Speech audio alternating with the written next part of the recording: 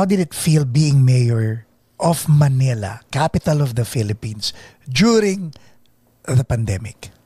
Oh, All eyes on you yan eh. actually, everyone is confused. I, for one, and many others are really confused because there's no playbook about the pandemic. Yes. The last pandemic was 1918. Spanish flu. Yeah, Oh. but it was not recorded properly. So the transmission, the infection, the gravity of yung bilis ng paglipat Yeah. ng infection, wala kang makitang playbook eh. But kaya nga salamat sa Diyos because of foreign studies, yung exposure ko sa iba't ibang parte ng mundo na sa mga institusyon, nagkaroon ako ng mga kaibigan. And because of that, nagkaroon ako ng access to developed countries like America, FEMA, and FEMA. COBRA, Uh-huh. no? In London. So, maswertehan mo naman, first time in history na halos lahat ng ambassador ng mundo pumunta sa City Hall nung time na mayor ako. Nagbibisit sila. So nakabuild ka ng network. Yes. So I asked the British ambassador, that was December 2019. Yeah. When it is happening in Wuhan, and I've been watching the news, monitoring it, yung bulusok ng numero ng infection. Mm-hmm. So nagtatanong-tanong na ako. May kutob ka na nito na. Yes, kasi nga yung bilis ng infection. Remember, yung Spanish flu took months bago kumalat because wala namang eroplano at the time. Correct. But nowadays, it's easy. An hour or two, you can be into another country. On your first, second day of infection, parang wala ka pang nararamdaman. Yeah. Para ka lang may sinat, all of a sudden, meron ka na palang COVID, no? So, madaling matransfer. So, sabi ko doon sa ambassador, can you set me up a meeting with your principal? So, pinadala ako ng British ambassador. I went to London, February. Naku, pucha pa, pa-quarantine na yung... Pa-quarantine na, paputok na to. Yeah. So, I met with the head of the COBRA, Corona British Response Agency, and binigyan niya meron na silang plano. Wow. Yeah, meron na silang manual. And then nagmi-meeting kami, no? Kasama ko yung mga staff ko. Nag-uusap kaming ganyan. Sabi ko, ito, pakapalan lang ng mukha. Sabi ko, can I have a copy of that? Sabi niya, sure. Mabait naman yung mga Briton. Ginawa ko, kumuha ko ng kopya. Kaya yung pangalan ng programa nila, yung approach, no? Yeah. Code M. Code M. For what? What's M? Yun din ang ginawa natin sa Manila. Code M. Kaya halos copy yun. Except for the weather. Kasi wala naman tayong winter, no? Yes. May projection of death na sila doon. Was it, when you saw the projection of death, was it sa kanila? Yeah, nakakatakot. They already accepted that millions will die. One good thing about developed countries is yung acceptance of facts. Kasi yung pagsisinungaling, alam mo, yung niloloko mo yung data mo, most likely, maloloko mo rin yung solusyon mo. Sa kanila, tanggap na kagad nila eh. So, if that thing will happen, ready sila. Nung nakita mo yun, did you think of Manila and your constituents nung time na yun? Mas matindi sa atin kasi sila, ang spacing ng bahay, yes, malalayo. At saka may countryside sila eh. Yes. Diba? Kaya sa Manila, siksik. So, yung Code M is, Code M, ang ibig sabihin, contain, delay, and mitigate. Okay. Contain the infection, delay the growth, and mitigate the socio-economic impact. Kaya nung ginawa natin yon, kinopya natin halos yon, kinontain, yun na yung mga lockdown, Yep. delay the growth, yung certain policies, saka yung, Mitigate. ewan ko kung naalala mo yung sa Maynila, walang magugutom sa Maynila. Yung May rasyon. Oo. Every month 'yon. Kaya yung naka-box kasi ahead of time, pinrepare na namin 'yon. That runs for about 6 months straight. Ito yung mitigate the socio-economic impact yes. ng COVID kasi mawawalan trabaho, magugutom, dikit-dikit kami, siksikan kami sa bahay, yung spacing lalo na sa mga challenging areas. So that's why nagtayo kami ng maraming quarantine area thanks to donors. Tapos yung tinayo namin yung Manila Field Hospital. Kinonvert namin yung mga wings ng hospital as COVID center, particularly Santa Ana. Then ahead of time, wala pa yung vaccination, we bought already refrigeration. Nagtayo kami ng COVID refrigeration area, COVID vaccine refrigeration area. Meron kami negative 80 for Pfizer, negative 70. So kumbaga na-prep nyo na. Yes. Then we are the only local government in Philippine history na naka-acquire ng COVID vaccine. Right away. Nung naging available siya, I've talked to the Chinese ambassador and I told him, you know what, I really need to acquire the medicine or the vaccine. Sabi, it cannot be done. Nobody will be allowed in as local government unit to acquire the vaccine. Sabi niya, kailangan through national government lang.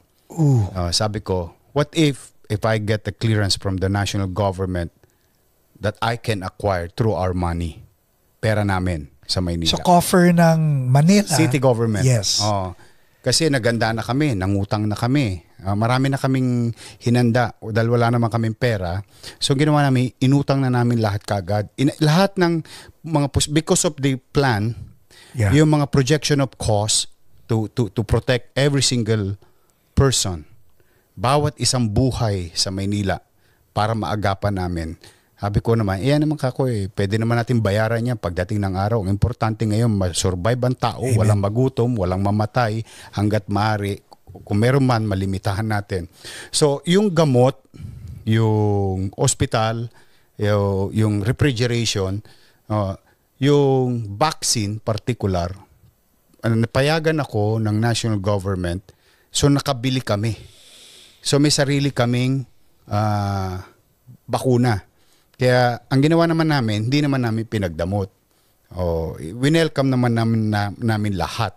From all adjacent cities. Yes, kung sino man yung pupunta sa Maynila. Kaya meron kami mga 24-hour vaccination site, meron kami vaccination sa mall, sa kalsada, sa barangay, sa health center, sa ospital, and so on. And so, tuloy-tuloy. Kasi meron naman kami storage facility. So, yun, nairaos namin, tapos may kumakain, tapos pinapagawa namin yung ospital, pinapagawa namin yung eskwelahan, pinapagawa namin yung housing, pinapagawa namin yung mga pangarap namin for a long-term program. Yung housing, healthcare institution, at saka educational institution. So sabay-sabay nangyayari yon. Everyday, pandemic, buhay ng tao, tapos yung kinabukasan ng tao, sinasabay namin. Ina-anticipate mo na. Maswerte lang kasi may plano. Yes. Yun ang inabatan talaga namin na ito magiging gastusin natin. Mabait naman yung mga bangko ng gobyerno, no? Yung Land Bank, DBP, maswerte naman kami sa kanila kasi maluwag silang magpahiram noon sa mga local government. Especially in the case of City of Manila. Kaya na-survive namin lahat. Yung hanggat maaari, yung mga tao na limitahan, yung mga nadisgrasya, marami na buhay. And I'm very happy. Even meron kami mga 84, 90 years old na mga lolo't lola ko. Yan, pinakamamahal ko. Shout out nga pala sa mga lolo't lola ko. I love you. Yung mga senior citizen, no? Mga nangabuhay yun. Meron kami mga 45 days. Naka-intubate? Intubate.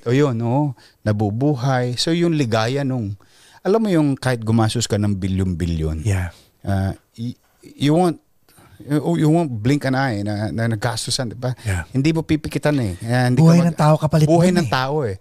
So yung bawat isang buhay na masusurvive mo is worth the puyat, the gastos, at lahat ng pamamaraan. Parang ano yan eh. The way I look at it, no, ang isang lungsod, like in the case of City of Manila, no, High profile kayo, ha?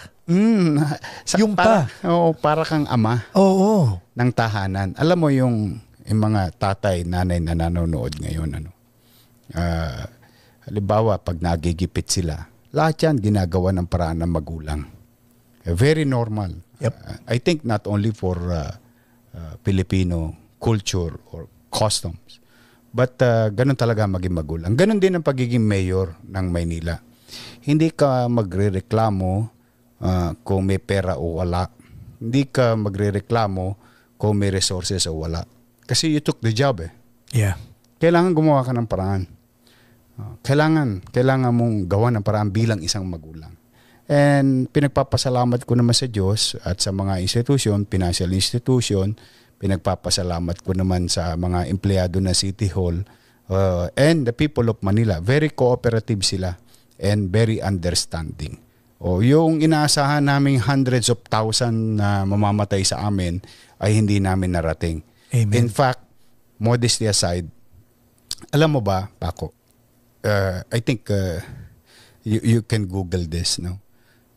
Ang Maynila, at the time, I think, ang tanging local government unit ang nakakabili ng gamot.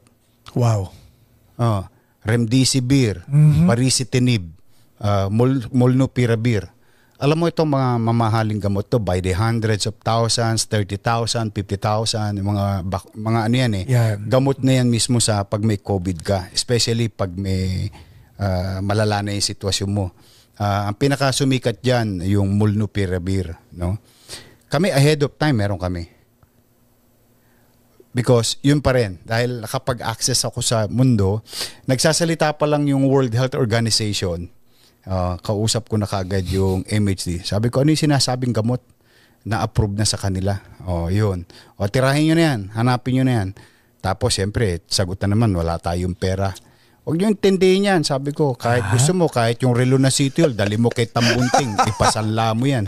Mabuhay lang yung tao. Amen. Kasi ako, yun ang paniwala ko. Kasi galing ako sa hirap eh. Yeah. Galing ako sa wala eh. And minsan kailangan mo itawid eh. Pag galing tayo sa wala tayong excuse eh. Didiskartehan mo eh. Yes. Hindi po pwede yung, hindi naman po pwede yung ikinikipit balikat mo lang. Parang Correct. Binabaliwala mo yung sitwasyon at sasabihin natin sa tao, pasensya na tayo, wala tayong pera. Ba't pa kayo nagpunta sa gobyerno? O kung puro pasensya pakakain, baka magka-diabetes yung mga mamamayan mo. Puro pasensya na lang ang pakakain natin sa kanila. Pasensya, crackers. Ako, kanya-kanya lang tayo ng pananaw. Ako kasi, alam ko maging wala. Yeah. At ang tanging sandalan ng taong like sa Pilipinas, no? Tayo, I don't know with the other part of the world, sa Pilipinas, kapag talagang gipit ang tao, ang huling sandalan niyan, gobyerno. Yep. Kasi sa kamag-anak nga nila, gipit na rin eh. So takbuhan talaga niya ang gobyerno. Ngayon, tayo bang gobyerno, may tainga, handang makinig, may oras para tugunan.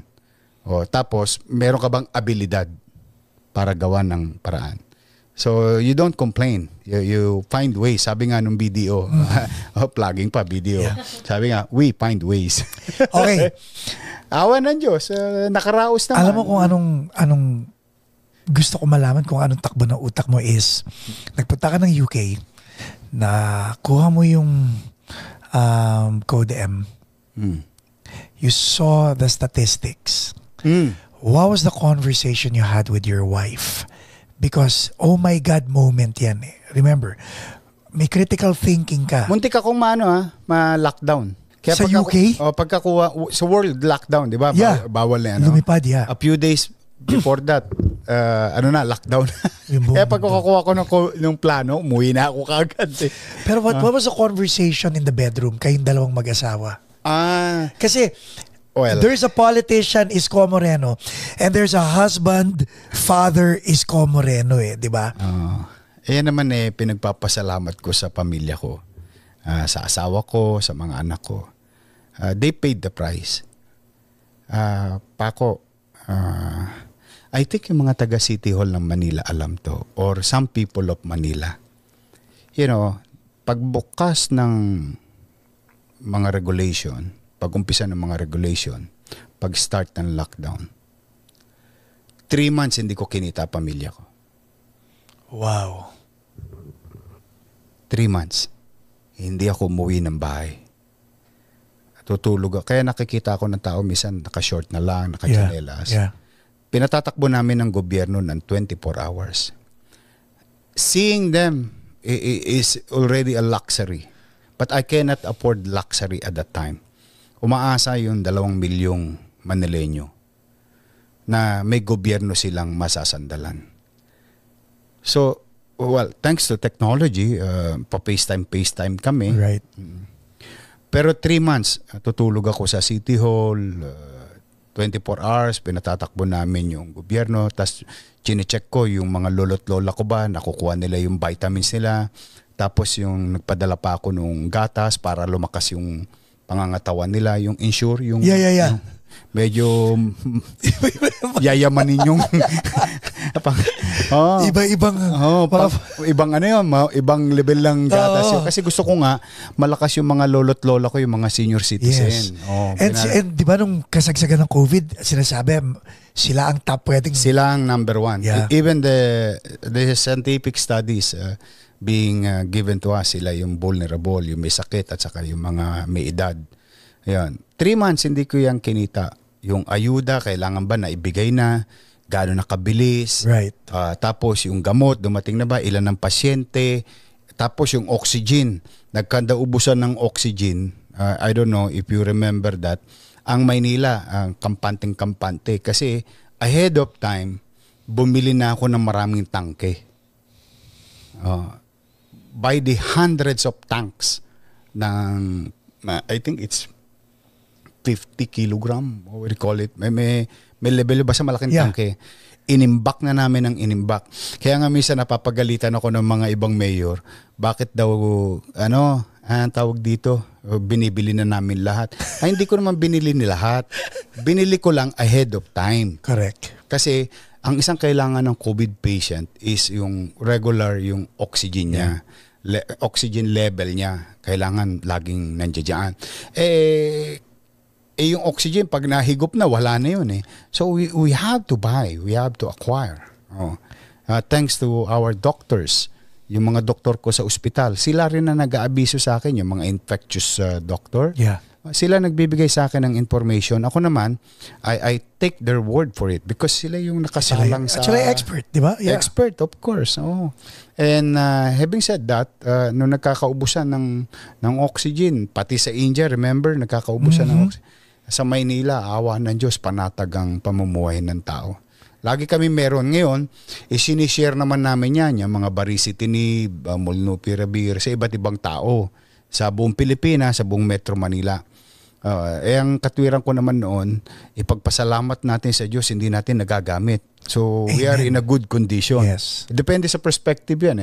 Sabi ko, kung makakapamuhay tayo ng payapa at panatag, at kung maiduduktong pa natin yung kamay natin, na mayakap pa yung iba, bakit ba hindi? Total, wala namang boundary itong pandemic. Wala naman itong pinipiling lugar, wala naman itong pinipiling tao. Mayaman, mahirap, middle class, pwedeng tamaan. Kahit sino pwede. Bilyonaryo, milyonaryo, mahirap, nandoon sa hallway, pantay-pantay sila doon. Naghahabulan ng hininga. So these are the things that kailangan mong palawakin yung pag-iisip mo at damdamin mo. Kumusta yung stress level mo? Hanggang Mars. Di ba? I mean, yun ang habang kinikwento mo lahat ng iniisip ko, oh my God. Pero alam mo, Paco, yung dyan, ang sukli, yung report. Kasi morning, larga sila.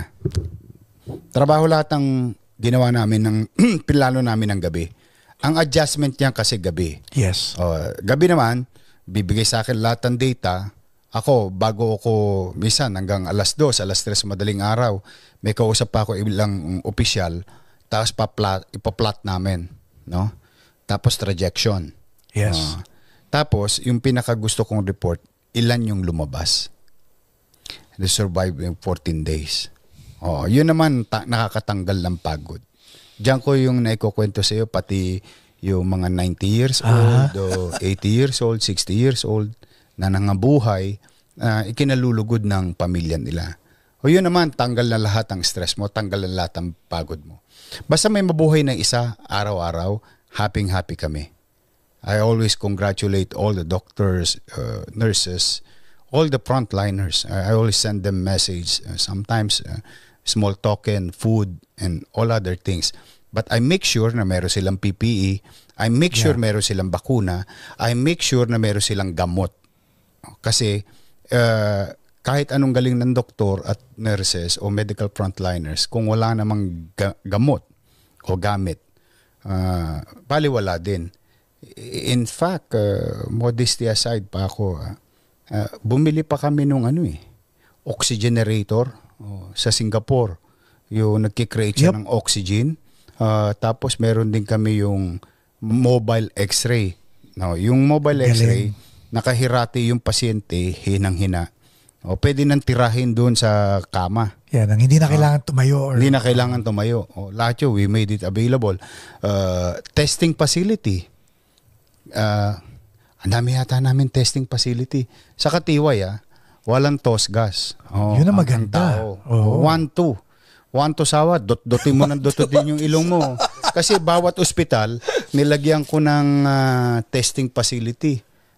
Bumili kami. Anong tawag yun? Abot pa yung abot, binili. Yung ganun. Makina pa yun Architect 2000, if I remember it right. Saka Architect 3000. It's a machine for COVID testing. At the same manner, pagtapos ng COVID, marami nang pwedeng matest doon sa machine na yun. So, value for money siya. Then we had the COVID-19 facility, testing facility in Santa Ana Hospital. Sa lahat ng hospital namin, halos nalagyan namin ng mas mahirap gawin pala yun. Yung room magko-convert, no? Magko-convert. Kasi may certain rules and regulations na kailangan mong yung hangin. Yeah, kasi infection control Yun, parang ganun, something like that.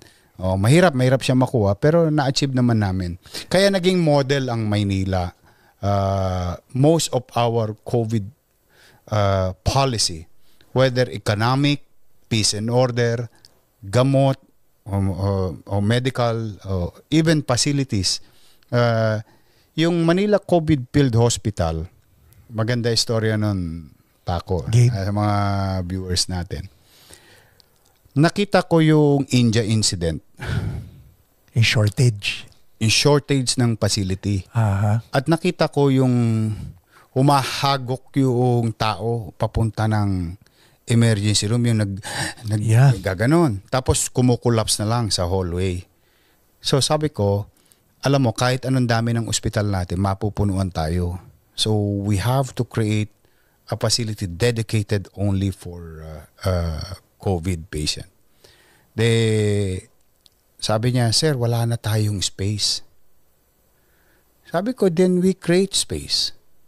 Sabi ko, alam mo, meron akong idea. Parang nakita ko sa China. Meron silang binild sa playground. Sabi ko, tawagin mo nga yung PTA, Philippine Tourism Authority, National Park. Sabi mo kung po pwede, kasi sa kanila nakatangan yun. Sila jurisdiction nila, yung Luneta. Sabi ko, pahiram ka mo nung Burnham Green. Okay. Yung green, tapat ng grandstand. Yes. Sabi ko, laki yun, marami na kami nitong facility sa mga school. Pero tumutukod pa kami. But again, we project the worst case scenario. Then, sabi ko, ito design. Parang International Space Station. Sabi ko, mga container ban yan, ididikit-dikit natin. Tapos i-build natin as hospital. Thanks to Architect Balmoris and Engineer Andres, At yung... In-insulate nyo pa yun, ha? Ano yun? Alam mo, natayo namin, embedded ang oxygen. Uy. Inlay. Yeah. May pipe inlay. Yeah. Yung parang ganyan, yung tubo yan, ganyan. Yung oxygen nun, mismo sa kama. Galing, oh. May banyo, may paliguan, may nurse station, bawat alley. Nung dinidesign namin, sabi nung mga tao sa sito, sir, matagal po gawin yan. Yun ang tatanong ko nga eh. Sabi ko, gaano katagal? Sir, mga 6 months. Sabi ko, alam mo, yung teacher ko nung elementary may sinabi sa akin, ani mo panda mo kung patay na ang kabayo. Sabi ko, kung 6 months yan, kako, edi patay na tayo lahat. Correct. Kako, gusto nyo pa ba makita yung nangyari sa India? Sabi ko, gusto nyo ba lasapin ng mga kababayan nating Manileño yun? Sabi ko, wag na tayo umabot sa ganun. Naghanap na naman ng pera. Pera na naman. Laging pera problema ng gobyerno. Pag pera ba, ikaw ang kailangan humarap at ikaw ang kailangan mangutang? Yes. Kailangan mo mangutang as government. Because the buck stops with you, di ba? Of course. It is your decision. It is your call. Tapos yung konseho ng Maynila, aprubahan yun. Right. Ng konseho. Pero more than anything else, money is just money. It's always about a life. Every life, bawat lives or buhay ng tao mahalaga. So ito, okay. Before that, hold that thought. Konseho ng Manila, ikaw, you have to present your case sa konseho. Pinapaliwanag ko sa kanila. Pinagsesesyon ko sila ng madaling araw. Okay. Kahit madaling araw, pinagsesesyon ko sila. Kung ako nga, hindi natutulog eh. Correct. Ang katwiran ko naman, kailangan namin mag-extra effort eh. Yeah. Pero pinagpapasalamat ko naman sa konseho. Kahit na alaw na madaling araw, nagsesesyon. Yeah. Para maaprobahan lang. So tapos? Anyway, eto na. Sabi ko doon kila Engineer Andres. Sabi ko, dapat yan 2 months. 2 months? 300 plus bed capacity. So, sabi, 100 plus container to Wow. Na de 40. Sabi ko ganito, ano kulang? Sir, kukulangin talaga tayo sa oras. Galing ng tanong, no? Sabi ko, bakit oras? Sir, siyempre 8 oras. Di 24 oras tayo, 3 shifts. Sir, mahal. Huwag niyo intindihin yung pera. Yung pera masusunog, yung pera mawawala, pero yung buhay ng tao hindi natin mababalik. Sabi ko, you have to put your thoughts and your mindset differently because this is a chaotic situation. Sabi ko, sige, 60 days, sasabihin ko sa taong bayan. Talagang sabi, 3 shifts kami. Nadali, 52 days. Galing. At even some dignitaries when it is being open, no? Kasi ginawa ko, in-open ko naman sa lahat. Kahit sino. Yun ang maganda eh. Hindi ka lang, Manileño lang. Hindi. Ang ano ko kasi, pati pagpababakunan nun, ang katwiran ko, ganito lang yan. May impeksyon kami. Pinagdamutan nyo kami. Pupunta kami dyan. Hindi magkakalat kami ng impeksyon. Pagbalik. Malinis kami. May impeksyon kayo dahil pinagdamutan namin kayo. Di babalik din naman sa amin. So it's a never-ending process. So it's a cycle. No? It's going to be a perennial problem. So kailangan whole of nation approach to eh. Wala nang boundary. Kung sino yung gusto maproteksyonan, welcome kayo rito. Tapos walang toss gas. Yeah. Tapos may chicha pa sila, nakamenu. Nakamenu pa chicha. Menu A, menu B. Kasi chicken or beef. Ayoko naman sila uulit ng ulam eh. Kasi ang hirap magkaroon ng COVID eh. Psychologically, imagine mo. Yeah. Pati nag-hire kami ng maraming nurses and doctors. Then we put a 200 kilogram x-ray machine inside the facility in Manila COVID Field Hospital. Nadali ng 52 days. Awa ng Diyos. So, sa umpisa, pag-iisipin mo, siyempre, may mga tao sa pamahalaan na nalilimitahan nila yung kanilang imagination. Yeah. But as a leader, kailangan minsan maging mahikero ka eh. You have to see what's behind the wall. Amen. most people will see the wall. And leaders, kailangan maghanap ka ng hagdanan Yep. para maakyat mo yung bakod, para makita mo nung nasa likod. Ganun eh. Ano nga eh, di ba? Sinasabi nila, it's the same energy to fight